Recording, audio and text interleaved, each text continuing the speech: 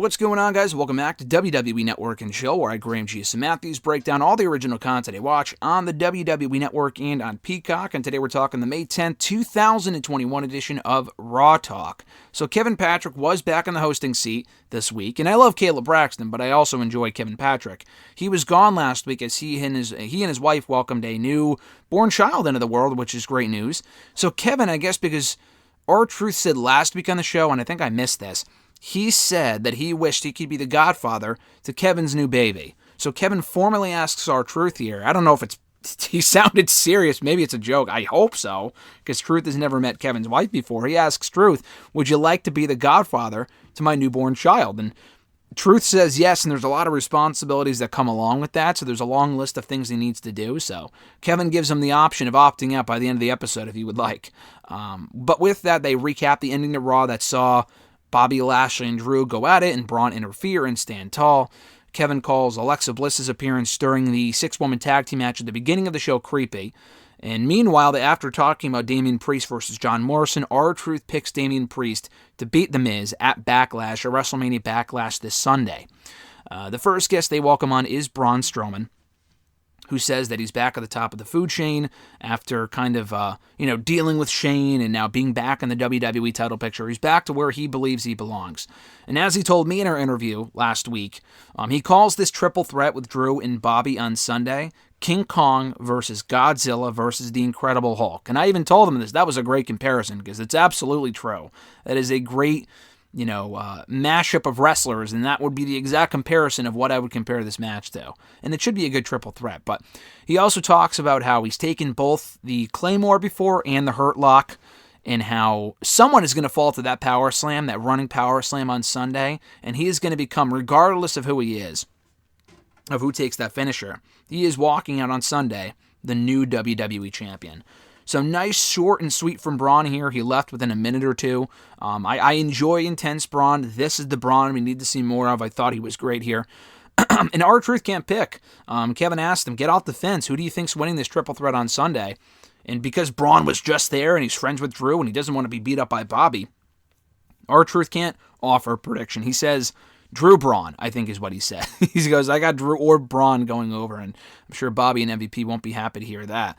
The next person they welcome on the show is Jinder Mahal, who's back on Raw for the first time, and over a year. I think the last time that we may have seen him was in April of last year. He was only back for a little while. He had knee surgery the year before that, was gone for a year. He's back after another year. So he's back with a new faction with Veer and Shanky. Shanky I remember from the Superstar Spectacle show. Veer was also on that show, but other people might know him from Sheer on NXT. His original partner, I don't know what happened to him. He's not a part of this new faction. Shanky is. I believe Shanky is incredibly green from what I'm aware of him and from what I've seen of him. He was fine in that six-man or whatever it was back at Superstar Spectacle, but I don't think he's ready for I don't think he's ready for the prime time, and neither is Veer for that matter either. He didn't really have much TV time before getting called up, so I'm not sure how well this is going to work out, depending on whether they're in the ring or not. But Jinder is happy to be back, and he says that he will win a championship at some point, whether it be the U.S. Championship, the tag titles, the 24/7 Championship, maybe even the WWE title. God, no, please, no, please, no. He also introduces Veer as a former national track star and talking about the former Sheer member and a former MLB player as well. That I already knew. They've done videos on him before on the WWE Performance channel.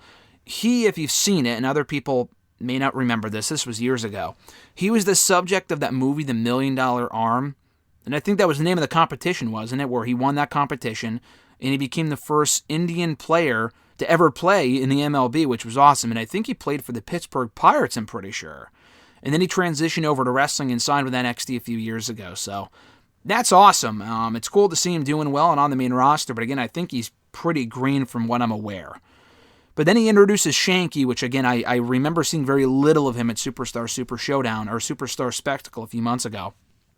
He introduces him as a former accountant who later became a wrestler and is a protege of the Great Khali. The guy's huge.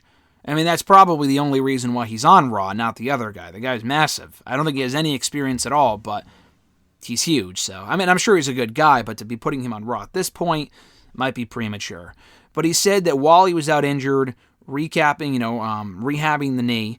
He needed someone to watch his back, and he also teases becoming 24/7 champion and taking that title from R-Truth right then and there. But it doesn't matter who wins the triple threat come Sunday's WrestleMania Backlash show, and Kevin Patrick made it a point to ask him about it, which makes me think that we might be getting a Drew Jinder program coming out of this show. I don't know if I really don't want to see that. I'm going to be honest with you. I love Drew. I think that would just be a waste. I mean, I guess it makes sense from a storyline standpoint. I don't give a fuck about Jinder Mahal, so I really don't love that idea. Ugh. But he talks about how his group sticks together, and that's why they'll be successful. The last person they welcome here on the show is Charlotte Flair, and she jokes. I think she was joking in storyline. Maybe she did say this for real as a character, that her dad, Ric Flair, paid the fine for her attacking the referee in storyline a few weeks ago on Raw. And again, she may have just been joking, like, oh yeah, I just get everything I want. But she also might have been serious from a character standpoint in saying that Rick paid for the fine for her, which would not surprise me if that was the route they were going with this. But she says the suspension was holding her back and she feels perfectly fine. Kevin questions that and saying, how could you be fine, like with everything going on and you're in a triple threat? Do you have an advantage or do you not have an advantage? Blah, blah, blah. And he also brings up the attack on Asuka, because Charlotte lost the 6-woman tag team match on Raw. Asuka picked up the win for her team by pinning Shayna.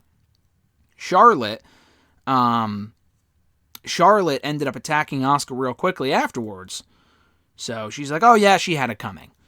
And she also brings up how she oozes confidence, and that's why she's so successful. And she does flat out admit here that she did ask Sonya for Rhea Ripley versus Asuka on Raw, just to see, a preview of what to expect come WrestleMania Backlash. And they always work well together, she says, so that's why we wanted to see the match, or I wanted to see the match on Raw last night, which is why she encouraged Sonya to book the match. And the last thing that she says, as far as what her strategy is to go in and win the championship, as only she can. She's confident she's walking out as champion, and God, I hope not, at least not right now. And although she says Rhea Ripley looks good with that Raw Women's Championship, Charlotte Flair will look better with that Raw Women's Championship around her waist. So, good stuff here. I thought Charlotte played the character well. The triple threat on Sunday should be good. Jinder, at least he introduced who his people are. We didn't hear anything about them on Raw. We just kind of saw them. So at least we got extra insight on that here on Raw Talk. And I don't give a shit about Jinder, but at least we have some background who these people are. And then the Braun Strowman bit I thought was the best part. I thought he was fantastic. So not one of the better episodes in recent memory. Charlotte, if you don't like Charlotte, you probably won't like her segment here. Jinder does nothing for me, although it was effective in introducing his new combatants, his new friends, his stablemates, whatever. And Braun Strowman I thought was great. Short, sweet, intense, straight to the point. He was awesome. Check out his segment if anything else, and it was only 2 minutes. So not exactly an episode you should be rushing out of your way to see, but it was fine for what it was in building up Sunday's WrestleMania Backlash pay-per-view. Thank you guys, as always, for checking out these reviews. I appreciate it. Be sure to like the video, drop a comment, share the video, and subscribe to the channel for more daily content, including hitting the bell button to be notified every time a new video goes up. Have a great one, guys. Enjoy the rest of your week. I'm Graham G.S. Matthews, and I'll catch your ass down the road.